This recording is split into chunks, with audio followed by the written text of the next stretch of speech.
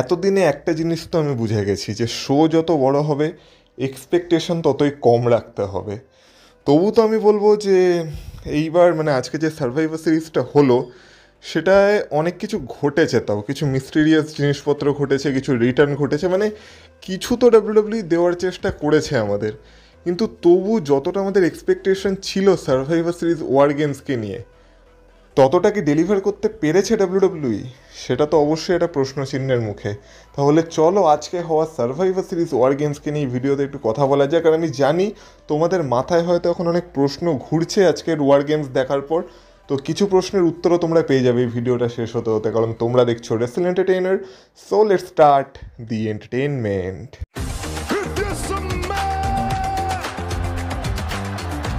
Acknowledge me. Acknowledge me. You there, sitting at home. Acknowledge me. সবার প্রথমে বলি যে আজকে সার্ভাইভার সিরিজের একটা জিনিস আমার খুব ভালো লেগেছে, যেটা হচ্ছে সার্ভাইভার সিরিজ শুরু হতেই যে পায়রোগুলো ফেটেছিল না, তার মধ্যে যে হোলির রং মেশানো ছিল, যে আবির মেশানো ছিল, সেটা আজকে দেখে একটু নতুনত্ব কিছু মনে হলো, সেটা অ্যাকচুয়ালি আমার ভালো লেগেছে। তো যাই হোক, এই বছরের ওয়ার গেমস শুরু হয়েছিল ওমেন্স ওয়ার গেমস ম্যাচকে দিয়ে, আর যেটা সেন্স বানাতো আমি তোমাদের বলেছিলাম যে এই ম্যাচটা দিয়ে এই বছরের ওয়ার গেমস শুরু হতে পারে। তো ওয়ার গেমসকে শুরু করেছিল শার্লেট ফ্লেয়ার আর আসুকা। যেহেতু শার্লেট ফ্লেয়ারের টিমের কাছে অ্যাডভান্টেজ ছিল, তাই সবার প্রথমে শার্লেট ফ্লেয়ারের টিম থেকে বেরিয়ে আসে ইয়ো স্কাই, আর হিল টিম থেকে তারপর আসে হচ্ছে বেকি লিঞ্চ। আর তারপর আমরা বেকি লিঞ্চ আর শার্লেট ফ্লেয়ারের মধ্যে একটা মোমেন্ট দেখতে পাই। আর যেহেতু তারা ডাব্লিউডাব্লিউর 4 হর্স ওমেনের পার্ট ছিল, তাই তাদের মধ্যে হিস্ট্রি তো ছিলই। তো সেটারই আজকে আমরা একটা বলা যেতে পারে নস্টালজিক মোমেন্ট দেখতে পেয়েছিলাম যখন তাদের মধ্যে এক্সচেঞ্জ হচ্ছিল। তো যাই হোক, তারপর যখন আবার ফেস টিম থেকে একজনের বেরিয়ে আসার কথা চলে, তখন সেখানে চলে আসে অ্যালেক্সা ব্লিস। আর অ্যালেক্সা ব্লিস আসার পর শার্লেট ফ্লেয়ার একটু ব্যাকআপ পেয়ে যায়, আর ব্যাকআপের কথা যখন হচ্ছে তখন আসুকাকে ব্যাকআপ দেওয়ার জন্য তারপর কাইরি সেনও বেরিয়ে আসে। আর কাইরি সেনের পর আমরা দেখতে পাই নায়া জ্যাক্সকে। আর নায়া জ্যাক্স আজকে বেশ রংচঙে পোশাক পরে এসেছিল, মানে নায়া জ্যাক্স একটু আলাদাই লাগছিল। তো তারপর আমরা দেখতে পাই ফেস টিম থেকে বেরিয়ে আসে এজেলি উইথ আ ম্যাসিভ পপ। আর এজেলিকে দেখে ভালো লাগছিল যে অ্যাটলিস্ট এজেলি অনেক দিন পর ফিরে আসার পর একটা ওয়ার গেমসের পার্ট হতে পেরেছে। তো এজেলিকে আমরা দেখতে পাই যে বেকি লিঞ্চ ঢুকতে দিচ্ছিল না, তো এজেলি আর কি কেচ টপকে ঢোকে, কারণ গেট দিয়ে তাকে ঢুকতে দেওয়া হয় না। তো এজেলিও নিজের মানে বিভিন্ন মুভমেন্ট দেওয়ার চেষ্টা এই ম্যাচে করেছে, কিন্তু এই ম্যাচ থেকে আমার একটাই ডিসঅ্যাপয়েন্টেড জিনিস লেগেছে, যেটা হচ্ছে এই ম্যাচে ওয়েপন্স খুব একটা ব্যবহার হচ্ছিল না। কারণ অন্যান্য ওয়ার গেমসে আমরা যেমন দেখি একটা ব্রুটালিটি থাকে, এই ম্যাচের প্রথম দিকে হয়তো সেরকম ব্রুটালিটি ছিল না। ব্রুটালিটি বলতে ওই আমাদের যে ইয়োস্কাই আছে সে একটা ট্র্যাশ ক্যানের যে ঢাকনা সেটা এনেছিল, আর কাইরি সেন একটা হাতে চেন পরে এসেছিলো, তো সেগুলো নিয়েই মারপিট চলছিল আর কি। তো সবার লাস্টে হিল টিম থেকে ল্যাস লেজেন্ড বেরিয়ে আসে। ল্যাস লেজেন্ডকে যেমন বলেছিলাম যে এখানে একটা কিছু মানে মোমেন্ট দেওয়া হতে পারে তাকে, যেহেতু এটা তার ফার্স্ট ওয়ার গেমস ম্যাচ আর মেন রোস্টারও তাকে জাস্ট ডেবিউ করানো হচ্ছে। তো ল্যাস লেজেন্ডকে একটা পাওয়ার হাউস দেখানো হয়েছে, সে আর কি যাকে বলে সবাইকে ডমিনেট করে রেখেছিল until and unless face team থেকে লাস্ট মেম্বার আসে, যে ছিল আমাদের রিয়া রিপ্লি। আর রিয়া রিপ্লি তো পুরো সেই কী বলবো, সব অস্ত্র ফস্ত্র নিয়ে চলে এসেছিলো, ট্র্যাশ ক্যান, তার মধ্যে কেন্ডো স্টিক, মানে সব কিছু নিয়েই ঢুকেছিল। তো আর ল্যাস লেজেন্ড মেবি লাস্টে ঢুকেছিল, রিয়া রিপ্লি তার আগে ঢুকেছিল, একটু কনফিউজ হয়ে গেছি আমি। যাই হোক, তো রিয়া রিপ্লি আসার পর তো এই ম্যাচে একটু ব্রুটালিটি বেড়ে যায়। আর আমরা দেখতে পাই যে এই ম্যাচ থেকে যেমন কিছু স্পট আমাদের দেখার কথা ছিল সেরকম দু একটা স্পট হয়েছে, কিছু বচও হয়েছে, কিন্তু আমি বলবো তবু এক্সপেকটেশনের মতো অতটাও হাই ফ্লাইং বা একদম ডেঞ্জারাস কোনো মেমোরেবল স্পট এই ম্যাচে আমরা দেখতে পাইনি। একটা স্পট ছিল যেটা প্রত্যেক বছরই থাকে, যেটা হচ্ছে ওই ইয়োস্কায়ের ট্র্যাশ ক্যানটাকে পড়ে রিংয়ের উপর থেকে ঝাঁপ মারা, সেটা তো ছিলই। কিন্তু এই ম্যাচের ফিনিশও কিছুটা এইভাবে হয় যখন আমরা দেখতে পাই যে ইয়োস্কায়ের সেই মুভটা দেওয়ার পর মানে বেকি লিঞ্চ সেখান থেকে বেঁচে যায়। আর তার আগে একটা জিনিস হয়েছিল যেটাও বেশ ইন্টারেস্টিং ছিল, যেমন বললাম বচ অনেক হচ্ছিল। তো আসুকা চেষ্টা করেছিল রিয়া রিপ্লিকে মিস্ট দেওয়ার, কিন্তু শার্লেট ফ্লেয়ার সে সময় রিয়া রিপ্লিকে বাঁচিয়ে দেয়, আর সেই মিস্টটা গিয়ে পড়ে ল্যাস লেজেন্ডের উপর। তো তারপরেই ল্যাস লেজেন্ডের খেলা শেষ হয়ে যায়। তো লাস্টে আমরা দেখতে পাই বেকি লিঞ্চ যখন একা বেঁচে থাকে তখন বেকি লিঞ্চ রিং ছেড়ে পালাতে চায়, যেহেতু কেচ থেকে পালিয়ে গেলে তার টিম ফোরফিট হয়ে যাবে, কিন্তু শার্লেট ফ্লেয়ার তাকে পালাতে দেয় না। তারপর একে একে সবাই বেকি লিঞ্চকে অ্যাটাক করে, তার উপর ফিনিশার মারে। আর লাস্টে আমরা দেখতে পাই এজেলি যখন বেকি লিঞ্চকে তার ফিনিশার মানে তার যে সাবমিশন মুভ সেটাই আটকে দেয়, তখন বেকি লিঞ্চ ট্যাপ আউট করে যায়। আর আমাদের ফেস টিম মানে শার্লেট ফ্লেয়ারের টিম এই ম্যাচটা জিতে যায়। তো তারপর তারা সেলিব্রেট করতে থাকে। যেমন বললাম যে ম্যাচটা ভালো ছিল, কিন্তু যতটা এক্সপেক্ট আমি অন্তত করেছিলাম সেরকম কিছু হয় না, আমি বলবো আগের বছরের মানে ওমেন্স ওয়ার গেমস ম্যাচগুলো এর থেকে অনেক বেটার ছিল মানে আমার চোখে। বাট এই ম্যাচটাও ভালো ছিল, শুধু এক্সপেকটেশনের থেকে কম ডেলিভার করেছে। আর এই ম্যাচটাকে যদি স্টার রেটিংস দিতে হয়, আমি এই ম্যাচটাকে দেবো 3.25 স্টার্স আউট অফ 5 স্টার্স। এরপর আসে জন সিনার last premium live event match, যেখানে সবার ফার্স্টে এন্ট্রি হয় ডমিনিক মিস্টেরিওর, আর ডমিনিকের সাথে আজকে রক্সেন পেরেস আর রাকেল রড্রিগুয়েজও ছিল। আর তারপর অনেকক্ষণ অপেক্ষা করানোর পর জন সিনার থিম সং বেজে ওঠে আর জন সিনার এন্ট্রেন্স হয়, যেটা দেখে সবাই ইমোশনাল হয়ে পড়ে, কারণ সবাই জানতো এইটাই লাস্ট টাইম যখন জন সিনাকে আমরা কোনো প্রিমিয়াম লাইভ ইভেন্টে দেখতে পাচ্ছি। তো জন সিনা নিজেও ইমোশনাল ছিল, সে খুব ভালো একটা এন্ট্রেন্স করে, তারপর তাকে ইন্ট্রোডিউস করা হয়, আর সেই সব দেখেই মানে ইমোশনাল ফিল হচ্ছিল, আর মনে হচ্ছিল যে সত্যি একটা যুগ শেষ হতে চলেছে। তো জন সিনা এই ম্যাচে তার ইন্টারকন্টিনেন্টাল চ্যাম্পিয়নশিপ ডিফেন্ড করছিল, কিন্তু যেমন আমি তোমাদের বলেছিলাম যে এই ম্যাচে মানে জন সিনার চান্স খুব কমই আছে, ঠিক সেটাই হয়েছে। আর আমি তোমাদের এটাও বলেছিলাম যে ডমিনিক তো আমাদের চিটিংয়ের বাদশা, ডমিনিক কিছু না কিছু হারকাত তো এই ম্যাচে করবেই। তো এই ম্যাচটা শুরু হওয়ার পর আমরা দেখতে পাই যে এই ম্যাচে জন সিনারই আপার হ্যান্ড ছিল একটা সময় পর্যন্ত, কিন্তু এই ম্যাচটা চলতে চলতে মানে ডমিনিকে 619কেও জন সিনা ডচ করেছিল, তারপর জন সিনা একটা অ্যাটিটিউড অ্যাডজাস্টমেন্ট মেরেছিল, কিন্তু সেখান থেকে ডমিনিক কিক আউট করে দিয়েছিল। কিন্তু লাস্টে আমরা দেখতে পাই অ্যাকশন যখন রিংয়ের বাইরে যায়, তখন একটা মোমেন্টে ডমিনিক একটা মুভ দিতে গিয়ে আর কি বাজেভাবে পড়ে যায়, আর যেইভাবে আমরা দেখেছিলাম পেন্টার একটা ইঞ্জুরি হয়েছিল রতে, ঠিক সেইভাবে রেফারি ডমিনিককে চেক আউট করতে থাকে, আর দেখে মনে হয় ডমিনিক সত্যিকারের ইনজিওর্ড হয়ে গেছে, ডমিনিক হয়তো এই ম্যাচটা আর কন্টিনিউ করতে পারবে না, যেভাবে পেনটা তখন মানে এই ম্যাচে মানে কন্টিনিউ করতে পারেনি। তো তারপর রেফারি যখন তাকে চেক আউট করছিল, তখন সবাই ভাবে যে ডমিনিক হয়তো সত্যি সত্যি ইনজিওর্ড হয়ে গেছে, কিন্তু সেই সময় আমরা দেখতে পাই রিংয়ের মধ্যে রক্সেন পেরেস আর রাকেল রড্রিগুয়েজ মিলে জন সিনাকে মারতে শুরু করে দেয়। মানে অ্যাকচুয়ালি জন সিনা মেয়েদের কাছে আজকে মার খেয়েছে। তো তারপর আমরা দেখতে পাই হঠাৎ করেই ডমিনিক ঠিক হয়ে যায়, আর ডমিনিক একটা 619 মারে, তারপর একটা স্প্ল্যাশও মারে, কিন্তু তারপর যখন সে জন সিনাকে পিন করতে যায়, তখন রেফারিও বলে যে না বাবা না, পিন তো আমি করবো না, কারণ একে এটা জন সিনার লাস্ট ম্যাচ, আর এইভাবে তো আমি জন সিনাকে হারতে দিতে পারি না। তো রেফারি তো পিন তো করেই না, উল্টে রাকেল রড্রিগুয়েজ আর রক্সেন পেরেসকে সেখান থেকে বের করে দেয়। তো ডমিনিক একটু দুশ্চিন্তায় পড়ে যায় যে এবার কি হবে, এবার কি হবে।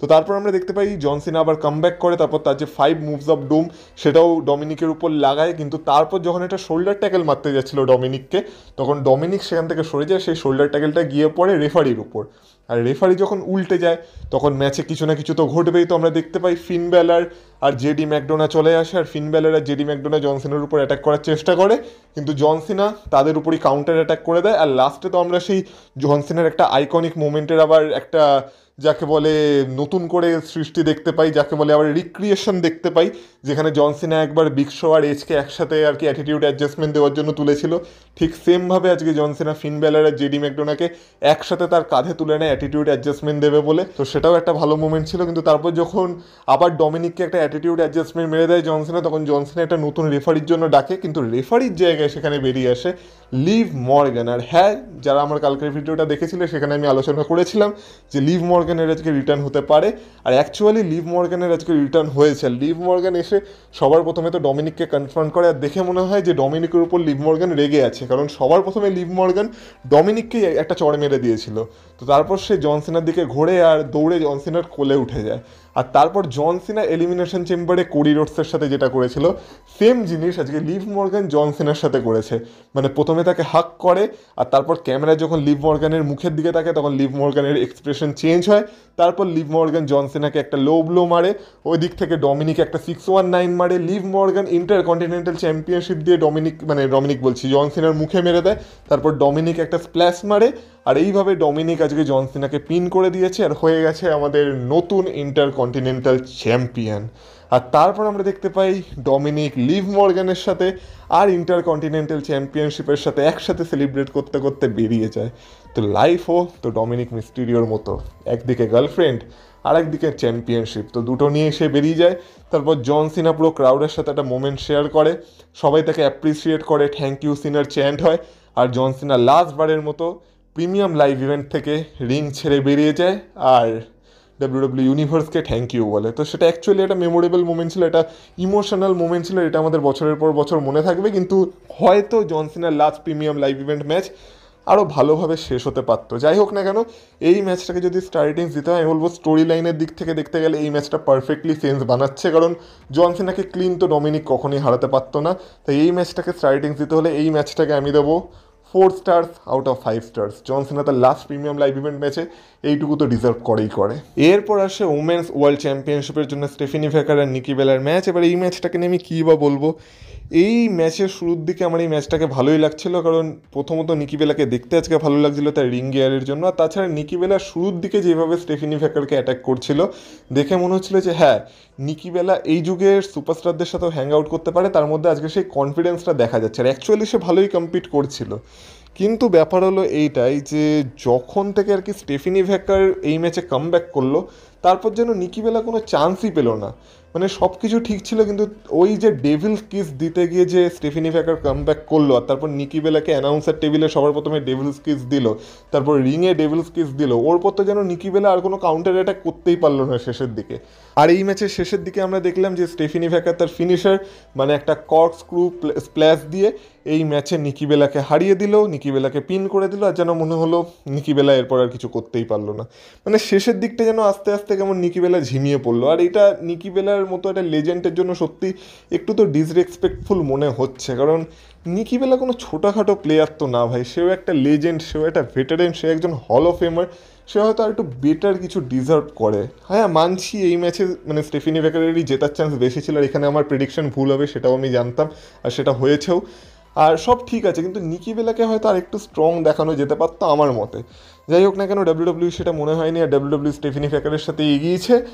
আর এই ম্যাচটাকে যদি স্টার্টিংস দিতে হয়, আমি বলবো এই ম্যাচটাকে আমি ওভারঅল দেবো 3.25 স্টার্স আউট অফ 5 স্টার্স। কারণ যেমন বললাম ম্যাচের শুরুটা আমার ভালোই লেগেছিল, শুধু লাস্টের দিকে ম্যাচটা একটু ঝিমিয়ে পড়েছিল। তো 3.25 স্টার্সই ঠিক আছে এই ম্যাচটার জন্য। এবার যদি মেন ইভেন্টের কথা বলা হয়, তো মেন ইভেন্ট ছিল মেন্স ওয়ার গেমস ম্যাচ, আর আশ্চর্যজনকভাবে যেটাকে শুরুই করেছিল কারা, সিএম পাঙ্ক আর ব্রন ব্রিকার। তো এটা আমি সত্যি আশা করিনি যে সিএম পাঙ্ক আর ব্রন ব্রিকার দিয়ে ম্যাচটা শুরু হবে। তো ব্রন ব্রিকার তো আলাদাই লেভেলে ডমিনেট করছিল সিএম পাঙ্ককে, আর যেহেতু হিল টিমের কাছে অ্যাডভান্টেজ ছিল, তাই ব্রন ব্রিকারের পরেই সেখানে চলে আসে ড্রিউ ম্যাকেন্টায়ার। আর ড্রিউ ম্যাকেন্টায়ার আর সিএম পাঙ্কের হিস্ট্রি তো আমরা সবাই জানি, আগের বছরই তাদের মধ্যে একটা মানে অসাধারণ ফিউড চলেছিল সারা বছর ধরে, ফিউড অফ দ্য ইয়ার ছিল আগের বছরের। তো তাদের মধ্যেও হিস্ট্রি আমরা দেখতে পাই, কিন্তু ফেস টিম থেকে তারপর বেরিয়ে আসে কোডি রোডস সেকেন্ড নাম্বারে। আর কোডি রোডস আসার পর কোডি রোডস ব্রন ব্রিকারকে অ্যাটাক করে, ড্রিউ ম্যাকেন্টায়ারকে অ্যাটাক করে, এমনকি সিএম পাঙ্ককেও ভুল করে অ্যাটাক করে দিয়েছিল, মানে সিএম পাঙ্ককেও পেছন থেকে গুঁতো মেরে দিয়েছিল কোডি রোডস। আর তারপর কোডি রোডস বুঝতে পারে যে এটা আমি কী করলাম, নিজের টিমের মেম্বারকেই মেরে দিলাম।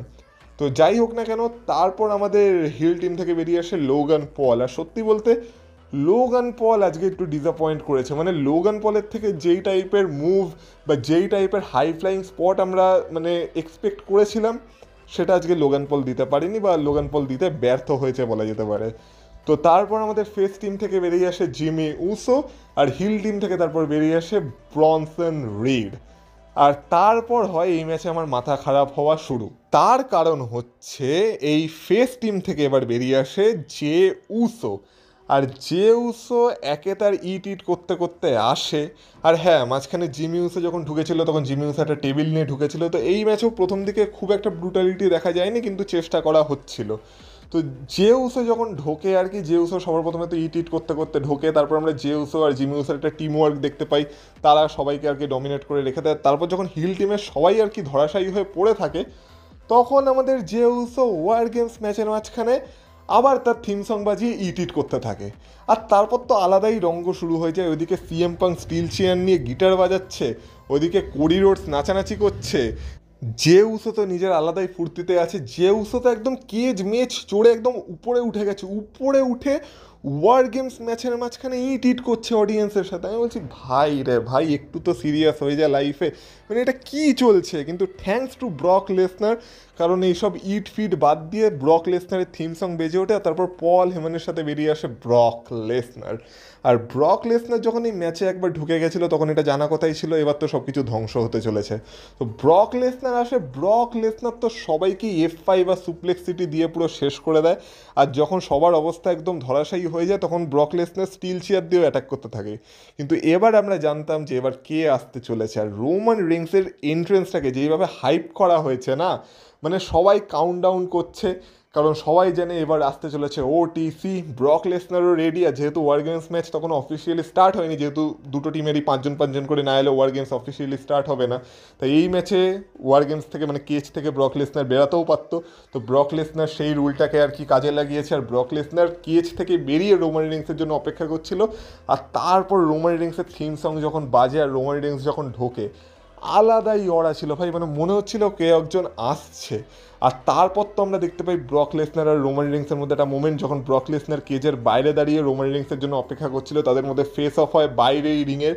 তো তারপর রোমান রিংস পরপর 3-4টে সুপারম্যান পাঞ্চ মারতে মারতে ব্রক লেসনারকে অ্যানাউন্সার টেবিলের কাছে নিয়ে যায়, তারপর আবার একটা সুপারম্যান পাঞ্চ মারতে যায়, কিন্তু সেই সময় ব্রক লেসনার রোমান রিংসকে তুলে অ্যানাউন্সার টেবিলে একটা F5 মেরে দেয়, অ্যানাউন্সার টেবিল ভেঙে যায়, তারপর রোমান রিংসকে নিয়ে যায় রিংয়ের ভেতরে, আর তারপর war games match officially start হয়।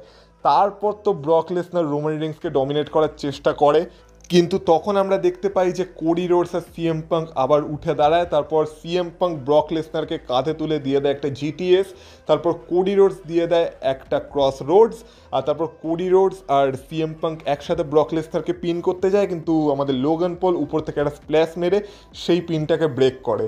তারপর লোগান পল যায় পল হেমনের কাছে, পল হেমনের কাছ থেকে একটা ব্রাস নাকেলস নেয়, আর সেটা নিয়ে সবাইকে মারতে শুরু করে। কিন্তু যখন রোমান রিংসকে মারতে যায় তখন রোমান রিংস কাউন্টার অ্যাটাক করে, লোগান পলকে একটা স্পিয়ার দিয়ে দেয়, তার হাত থেকে যে ব্রাস নাকেলস সেটা খুলে পড়ে যায়। রোমান রিংস বলে দে ভাই, এটা তো আমারই জিনিস। তো রোমান রিংস সেই ব্রাস নাকেলসটাকে নিজের হাতে পরে সবাইকে সুপারম্যান পাঞ্চ দিতে থাকে আর সবাইকে ধরাশায়ী করে দেয়, কিন্তু লাস্টে বেঁচে থাকে ব্রন ব্রিকার। আর তারপর ব্রন ব্রিকার আর রোমান রিংসের আমরা একটা ফেস অফ দেখতে পাই, যেখানে রোমান রিংস ব্রন ব্রিকারকে একটা স্পিয়ারও লাগিয়ে দেয়। তো লাস্টে আমরা দেখতে পাই এই ম্যাচটা শেষ কিছুটা এইভাবে হয়, মানে শেষ হওয়ার আগে আমরা ব্রক লেসনারের একটা স্পট দেখতে পাই যেখানে জেউসও উঠে দাঁড়ায় আর ব্রক লেসনারকে আর কি টেবিলের থ্রুতে একটা স্পিয়ার দিতে বলে রোমান রিংসকে, কিন্তু সেই সময় ব্রক লেসনার জেউসোকেই তুলে ধরে, আর জেউসোকে যখন তুলে ধরেছিল F5-এর জন্য, রোমান রিংস দিয়ে দেয় তাকে একটা টেবিলের থ্রুতে স্পিয়ার, আর তাদের খেলা সেখানেই শেষ হয়ে যায়। তো তখন আমরা দেখতে পাই যে ওই দিক থেকে কোডি রোডস আর সিএম পাঙ্ক বেঁচে থাকে, আর কোডি রোডস আর CM Punk possibly Drew McIntyre না ব্রন ব্রিকার, হ্যাঁ ব্রন ব্রিকারকে অ্যাটাক করতে যাচ্ছিল। তো যখন ব্রন ব্রিকারকে তারা অ্যাটাক করেও দিয়েছিল, আর যখন মনে হচ্ছিল যে এবার হয়তো মানে আমাদের ফেস টিম জিতে যাবে আর এবার আর কোনো চান্স নেই, তখন আমরা দেখতে পাই কেউ একজন একটা মিস্টিরিয়াস ফিগার পুরো কালো রঙের হুডি পরে কেচ টপকে রিংয়ের মধ্যে ঢোকে, আর শুধু ঢোকে না, সিএম পাঙ্ককে সবার প্রথমে একটা সুপার কিক মারে আর তারপর একটা কার্ভ স্টম্প মারে, যেটা সেথ রলিন্সের ফিনিশার। আর ব্রন ব্রিকারও অবাক হয়ে যায় যে এটা কি, আর মারার সাথে সাথে সে আবার কেচ টপকে পালিয়েও যায়। তারপর ব্রন ব্রিকার একটা স্পিয়ার মেরে সিএম পাঙ্কের খেলা শেষ করে, আর তার টিমের জন্য এই ম্যাচটাকে জিতে যায় সিএম পাঙ্ককে পিন করে। তো তারপর আমরা দেখতে পাই আমাদের পুরো হিল টিম সেলিব্রেট করতে থাকে উইথ পল হেমন, তাদের মুখে আলাদাই হাসি থাকে।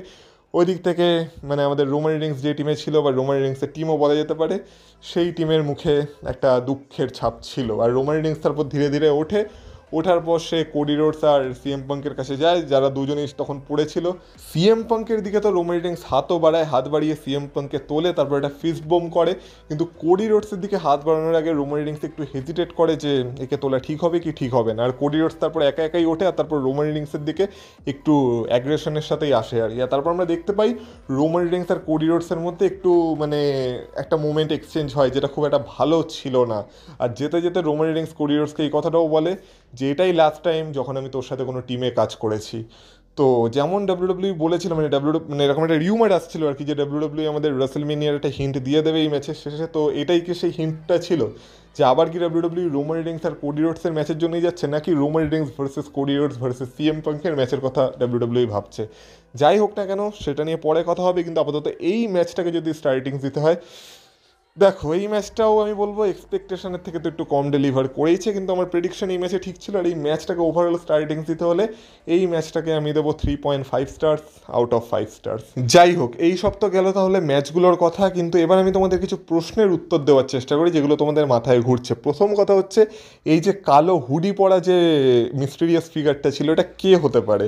এবার দেখে তো ডাব্লিউডাব্লিউ আমাদের এটাই বোঝানোর চেষ্টা করেছে যে এটা হয়তো সেথ রলিন্স, যেহেতু সে সেথ রলিন্সের ফিনিশার ইউজ করেছে, কিন্তু এটা সেথ রলিন্স না, কারণ সেথ রলিন্স এত তাড়াতাড়ি ক্লিয়ারেন্স পাবে না ডাব্লিউডাব্লিউ ডক্টরদের কাছ থেকে, আর তার এখনও টাইম লাগবে, সে নেক্সট ইয়ারের হয়তো রেসলমেনিয়ার কাছাকাছি গিয়ে ক্লিয়ার হবে। তো এটা সেথ রলিন্স তো ছিলই না। এবার অনেকে বলছে এটা পসিবলি র্যান্ডি অর্টন হতে পারে, হওয়ার হলে তো হতেই পারে, কিন্তু আমার যেটা মনে হচ্ছে এর পেছনে যে আছে সেটা হচ্ছে অস্টিন থিওরি, কারণ এর ফিগারটাও অনেকটা অস্টিন থিওরির মতো ছিল, এরকম রিউমারও চলছিল যে অস্টিন থিওরি ভিশনকে জয়েন করতে পারে। এবার আমার মনে হয় না ব্রক লেসনার পার্মানেন্টলি এখন ভিশনের সাথে থাকবে বলে, তাকে আমরা অকেশনালি দেখতে পারবো, কিন্তু ভিশনের যদি কোনো পার্মানেন্ট মেম্বার এই মুহূর্তে লাগে তাহলে সেটা অস্টিন থিওরি হতেই পারে। আর পল হেমানের হয়তো এটাই মাস্টার প্ল্যান ছিল, আর লাস্ট মোমেন্টে অস্টিন থিওরিকেই পল হেমান নিয়ে এসেছে, যেটা হয়তো রতে গিয়ে রিভিল করবে ডাব্লিউডাব্লিউ। তো আমার তো মনে হচ্ছে এই যে মিস্টিরিয়াস ফিগারটা ছিল এটা পসিবলি অস্টিন থিওরিই ছিল। তাহলে এ তো গেল তোমাদের একটা প্রশ্নের উত্তর যে সেই মিস্টিরিয়াস ফিগারটা কে ছিল বা কে হতে পারে, কিন্তু তোমাদের মাথায় আরেকটা প্রশ্ন নিশ্চয়ই ঘুরছে যে আজকে ওয়ার গেমসে আমরা কোনো শার্ক কেজ দেখতে পেলাম না কেন, যেখানে আর কি সুপারস্টাররা মানে রিংয়ে ঢোকার আগে আটকানো থাকে। তো দেখো, এর একটা পসিবল রিজন এটাই হতে পারে, এই বছরের সার্ভাইভার সিরিজে স্টার পাওয়ার অনেক বড় লেভেলের ছিল। আর তোমরাই ভাবো, মানে প্র্যাকটিক্যালি ভাবো, একটা কেজে Roman Reigns, Cody Rhodes, CM Punk এরা একসাথে যদি বন্দী হয়ে থাকে, তাহলে যেটা প্রবলেম এসে দাঁড়াবে যে কে কার কথায় চলবে। কারণ আমরা দেখেছিলাম যখন রোমান রেইন্স শার্ক কেজে আটকে থাকতো তখন রোমান রেইন্স তার ব্লাড লাইনকে অর্ডার দিত যে কে আগে বেরাবে কে পরে বেরাবে, কিন্তু আগের বছর আমরা এই নিয়ে সিএম পাঙ্ক আর রোমান রেইন্সের মধ্যে একটা ঝামেলাও দেখেছিলাম, কিন্তু এইবার সেটা আরও একটু অদ্ভুত হয়ে যেত, মানে কে কার কথা শুনবে। যদি কোডি রোডস অর্ডার দিত সেটাও মানে রোমান রেইন্স আর সিএম পাঙ্কের জন্য একটু অপমানের হতো, বা সেম যদি রোমান রেইন্স অর্ডার দিত সেটা কোডি রোডস আর সিএম পাঙ্কের জন্য অপমানের হতো, আর same goes for CM Punk, যদি সিএম পাঙ্ক অর্ডার দিত সেটা কোডি রোডস আর রোমান রেইন্সের জন্য অপমানের হতো। আর ওই দিক থেকে অপোনেন্ট যে টিমটা ছিল তাদেরও সেম প্রবলেম হতো, কারণ ব্রক লেসনার তো কারো অর্ডার শুনতো না, আর ব্রক লেসনারকে শেষেই এন্ট্রি করতে হতো, আর ব্রন ব্রিকারকেও এখন ডাব্লিউডাব্লিউ বিল্ড করার চেষ্টা করছে, মানে যাকে বলে একটা ইগো প্রবলেম চলে আসতো। আর এই কারণেই ডাব্লিউডাব্লিউ এই বছর স্টিল কেজকে অ্যাভয়েড করেছে, আর যাতে মেন্স আর ওমেন্স দুটো ওয়ার গেমসকেই সেম ফরম্যাটে রাখা যায় তার জন্য ওমেন্স ওয়ার গেমস ম্যাচেও কোনো কেজ ব্যবহার করা হয়নি। মানে বেসিক্যালি যেহেতু স্টার পাওয়ার আজকে অনেক বেশি ছিল আর কেউ কাউকে অর্ডার দিতে পারতো না, আমার মনে হয় সেই কারণেই আর কি শার্ক কেজকে এই বছরের ওয়ার গেমসে অ্যাভয়েড করা হয়েছে। হ্যাঁ, যদি থাকতো তাহলে হয়তো আমরা কিছু মোমেন্ট দেখতে পেতাম শার্ক কেজ থেকে, যেটা আমরা দেখতে পাইনি, কিন্তু কি আর করা যাবে।